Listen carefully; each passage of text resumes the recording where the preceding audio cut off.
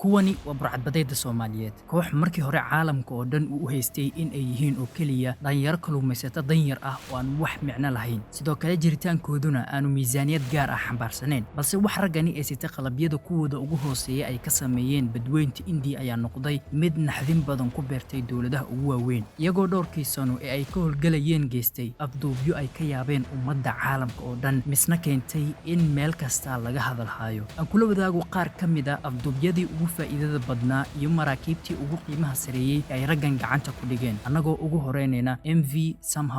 Somehow Dream ayaa ahaa markab xamuul ah oo lagu daabulo petroolka iyo saliidda ceeriinka oo laga leeyahay dalka South Korea waxaana xilliga markabkan la afduubayay lagu qiyaasayay inuu siday 2 milyan oo fusto oo shidaal ceeriin ah oo qiimaheedu uu gaarayo wax ka badan 170 milyan oo dollar oo uu ka soo qaaday dalka Ciraaq misna ku socotay oo laga lahaa dalka Mareykanka waxaana saarnaa shaqaale gaaraya 24 qofood oo 5 ka mid ah ay ka soo jeedaan dalka Koreada Koonfureed halka 19 kalena ay u dhasheen wadanka Philippines waxaana bil gudaheedii la filanayay in markabkan uu ku xirto dekada caalamiga ah ee gobolka Louisiana ee dalka Mareykanka ka hor inta galabnimada maalinkii ay taariikhdu ku bagneed 4 Abriil 2010 markabkan oo maraya badweynta India meel qiyaas 1529 kilomitir u jirta xeebaha Soomaaliya uusan la kulmin dhacdo lama filaan ku noqotay oo marna aanay niyadooda ku soo dhicin kadib markii qaar ka mid ah shaqaalihii ay hal goor ka warheleen dhowr doomo aad u yaryar oo si degdeg ah dhankooda ugu soo socda kuwa oo aanayba waxba ku qaadan in markabkii ay ka daba yimaadaan iyagoo afartii dhinacba ka soo hareereeyay kabtankii markabkan ayaa markiiba wuxuu la xiriiray kambanigii lahaa isagoo u sheegaya xaaladda halista ah ee ay ku jiraan kana codsaday in si degdeg ah gargaar loogu soo gaarsiiyo balse dhalinyartii Soomaaliyeed ayaa markiiba u soo dhacday markabkan oo iyagu si fudud kula wareegay gacantana ku dhigay dhammaan shaqaalihii saarnaa waxaana durbadiiba sida la sheegay ay la soo aadeen markabkan mid ka mid ah salagiyadii ay ku lahaayeen magaalada Xaradheere xilliga markabkan la qabanayay ma saarneen hub aad u weyn oo ay raggan isku difaaci karaan sidoo kale ilaala ciidan ma wadan oo marna ma filanayn in burcadbadeedyada Soomaaliyeed ay meeshan iman karaan iyagoo xeebaha wadankooda ka soo tagaya wax ka badan 1500 oo kiiloomitir niyadana ku haya raggan lama ogeyn inay haystaan doomo aad u waaweyn saadarteed lama filanayn in masaafadaasi aad ka weyn ay soo jaraan wax badan iyadoo laga soo wareegin markii ay gacanta ku dhigeen markabkii wiilashii qabsaday ayaa la xiriiray kambanigii lahaa iyagoo u sheegaya in markabkoodan uu gacanta ugu jiro burcadbadeed Soomaaliyeed misna ay ka rabaan lacag madax furasho ah oo qiimaheedu dhan yahay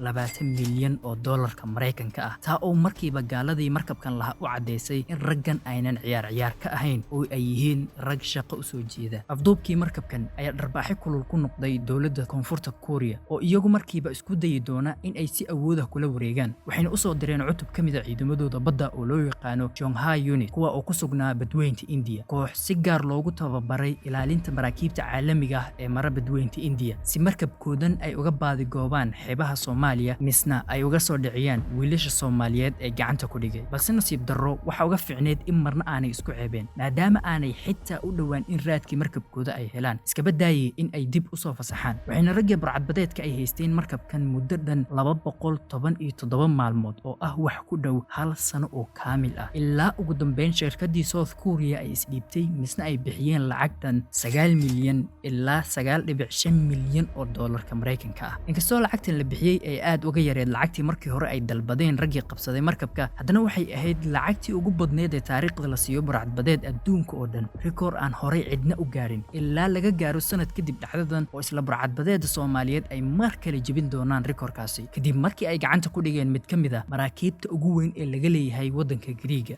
MV Irene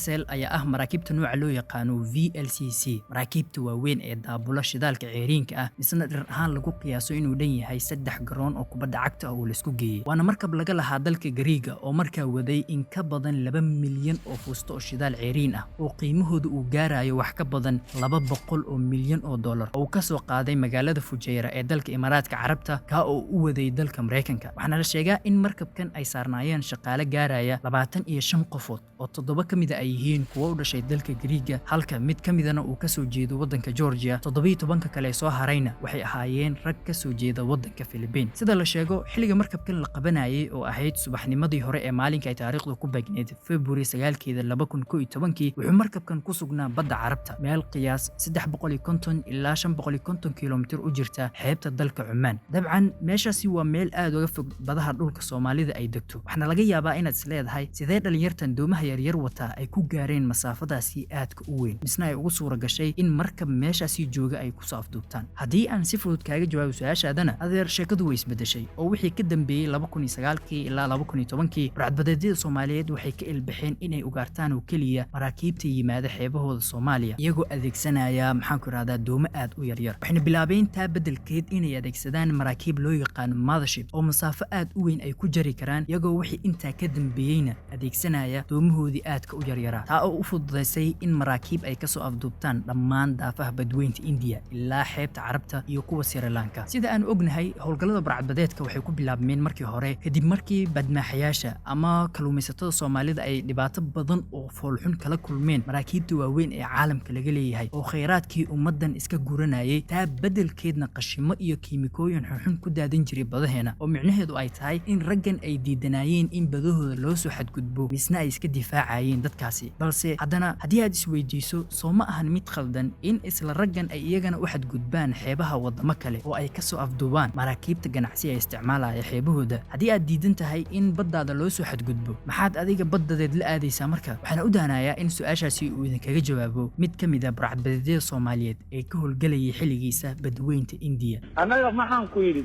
xeebtii annagu aan ku noolayn oo biyaha afkoodaana naloo soo galay annagana duruuftu meeshay nala gasho baan aadaynaa ilaa annagaba guryaha iyagii iyo xeebta iyagii baa la soo galay maxaa looga hadli waayey meeshii annaga aanu kalluumaysadayadu aanan dhaafi jirin iyo meeshii aan maaragtay ilmaha iyagu xeebta iyagoo taagtaagan ay ka kalluumaysan jireen maxaa looga hadli waayey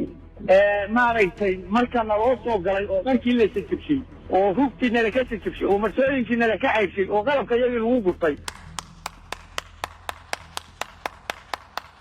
المهم هدي aan dib ugu soo laabano markabkii weynaa ee Irene markii gacanta lagu soo dhigay waxa la keenay xarunta ay raggan ku lahaayeen magaalada Hobyo iyagoo raggii markabkan laha u sheegaya in ay rabaan lacag madax furasho ah oo qiimaheedu uu ka badan yahay 20 milyan oo dollar oo sida la sheegay lagu qiyaasay inay dalbadeen lacag ku dhow 25 milyan oo dollar inkastoo qiimahaasi uu noqon karo mid aad u badan haddana marka loo eego qiimaha hantida saaran markabkan oo kor u dhaafaysay 200 oo milyan oo dollar ma ahayn mid waali ah in ay weydiistaan intaa waxa kaaga sii darnaa saamaynta dhaqaale uu markabkan lahaa maadaama uu siday 20% dhammaan xamuulka maalinlaha ah ee uu dalka Mareykanka leeyahay yacni 20% hantidii shidaal ee Mareykanka maalinka ayaa raggan gacanta ugu jira iyaguna ma ahayn mid si fudud ku sii deyn doona ama aqbali doona in ay ku bedeshaan lacagihii milyamaadka yaryara ee ay markii hore ka qaadi jireen dawladaha reer galbeedka wixii intaa ka dambeeyana waxa sidii ku bilowday wadahadaladii ay kula jireen raggii lahaa markabkan kuwa oo iyagu markii dambe codsaday in ay siiyaan waqti ay ku soo ururin lahaayeen lacagahan wiilashii Soomaaliyeedna dabcan way ogolaadeen in raggan ay muddo siiyaan balse ma ahayn xilli ay iska nastaan oo ay sugaan lacagahaasi loo soo wado oo kaliya waxayna maalmihii xigay bilaabeen in markabkii weynaa ee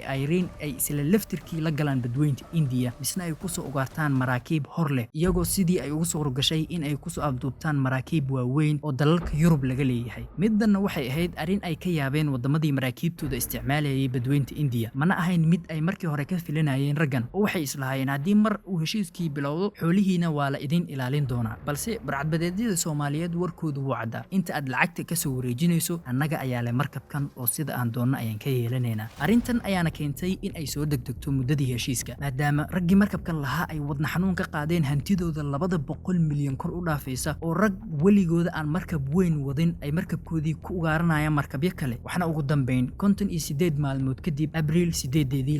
2011 ay ku heshiiyeen in ay bixiyaan lacag dhan 13.5 milyan oo dollarka Mareykanka ah taa oo markii dambe baalshood sidee lacagtaasi oo cash ah ay ugu soo kordhijisay markabkii si ay ula wareegaan raggii haystay midan ayaana ka dhigtay lacagtii madax furasho ee abid ugu weyneed ee la siiyo koox burcadbadeed ah taariikhda caalamka oo dhan sidaad filan kartaana wadamada waaweyn ee caalamka qaas ahaan kuwa reer galbeedka aad ay uga xumaadeen midan in lacag tirada dhan ay qaataan rag ay ku tilmaamayeen in ay yihiin oo kaliya rag tabar daran waxay uga dhigneed in lagu maadeysanayo oo kale sheekadu waxay noqotay Tom and Jerry mana ahan wax lala yaabo sababtoo ah waxa qalqal galay lacag kor u dhaafaysa 10 bilyan oo dollarka Mareykanka ah oo maxay ku raadaan sanadii marayay badweynta India iyo xeebaha Soomaaliya meelaha u dhow qaabka ay ugu xumaayeen waxa ku tusin kara dhacdooyinkii xigay kadib markii ay burcadbadeedyada Soomaaliyeed afduubeen mid ka mid ah maraakiibtii kulumeysi ee ugu weynaa ee ay lahaayeen wadanka Spain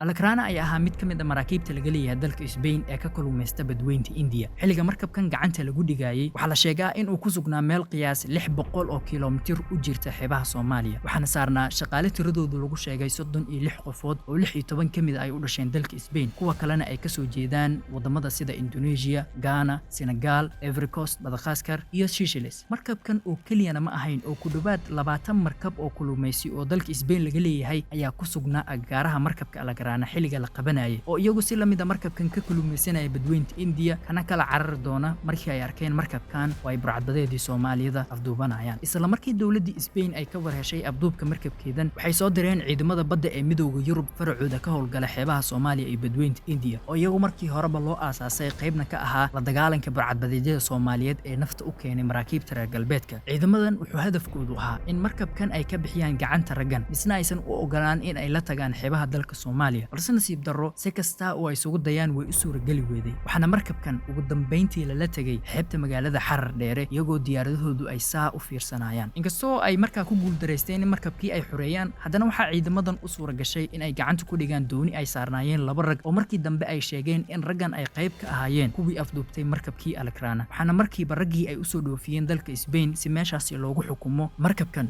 wuxuu gacanta Soomaaliyeed ku jiray 47 maalmood oo kaamil ah isku dayo badan oo fashilmay oo ay sameeyeen dawladda Spain kadibna waxay ku heshiyeen in ay bixiyaan lacag dhan 3.3 milyan oo dollarka Mareykanka ah taa oo ugu dambeyn keentay in markabkan la sii daayo misna la iska fasaxo. midan waxay ahayd arbaaxi kulul oo ku dhacday dalka Spain iyo ciidamadii badda ee midowga Yurub in ay awoodi waayaan badbaadinta markabkooda oo iyagoo u jeeda xeebta Soomaaliya la tagay kaagaba sii daran in ay lacag sii dhiibaan oo milyanka kor u dhaafaysa. midda oo keentay in markii dambe dawladda Spain ay gabi ahaanba iska diiday in xitaa ay $1 siiyeen raggii afduubtay markabkooda. ciilkii ay qabeenna waxay ku furfurteen labadii rag ee ay haayeen oo iyagu ay ku xukumi doonaan muddo xabsi oo dhan 436 sano oo xabsi ah taa oo ay ugu sii ziyaadiyeen in qof kasta oo markabkan saarnaa markii la afduubanayay ay siiyaan lacag dhan 100,000 oo euro oo haddii la isku soo dardaro noqonaysa 3.6 milyan oo euro oo iyadana ku dhadhow 3.3 milyan oo dollarka Mareykanka ah. yacni waxay rabeen in lacagtii ay saaxiibadooda siiyeen dib ay uga soo ceshtaan oo ay raggan ka dhaliyaan waana iyaga kuwii lahaa anaga lacag ma bixin. burcadbadeednimadu ma ahan wax Soomaalida u gaar ah waa wax boqolaal sano ka hor soo jiray laga soo bilaabo xeebaha Yurub ilaa galbeedka Afrika oo aad ku geynayso ilaa xeebaha shishe ee wadamada Aasiya sida Indonesia iyo Bangladesh balse dhowrkii sano ee ay burcadbadeedada Soomaaliyeed ku soo biireen saaxadan waxay ahaayeen kuwii ugu xumaa ee dawladaha caalamka ay wajahaan misna uu dhaawac xun ka soo gaaray dhaqaalahooda. mana jiro rag loo dhigo ayaga waxaana cadeyn kuugu filan oo kaliya marka aad eegto maapkan oo muujinaya inta goor ee burcadbadeedada Soomaaliyeed afduubteen maraakiibta dawladaha caalamka iyagoo waliba sanado yar gudaheedii ku sameeyay waxaan oo dhan. sida caadiga ah mishina qaar waa kuwa iska fashilma oo iyagu xitaa maxaan ku raadaan mararka qaar naftooda ku waaya balse waxa inta daboolay afduubiyada waaweyn ee ay geysteen iyo lacagaha tirada badan ee nus bilyanka u dhow oo ay ku qaateen madax furasho ahaan sida afduubkii markabka Kota Wajar 4 milyan oo madax furasho ah, Beluga Nomination 5 milyan oo madax furasho ah, Marida Margaret 5.5 milyan oo madax furasho ah, MV Panama 7 milyan oo madax furasho ah, Ferchen Bogi 8 milyan oo madax furasho ah, Maran Centaurus 9 milyan oo madax furasho ah, Smyrni 9.5 milyan oo madax furasho ah, markabka MT Gemini 7 milyan oo madax furasho ah iyo kuwa badan oo nasiib daro aan ku soo koobi karin hal muuqaal gudihiisa.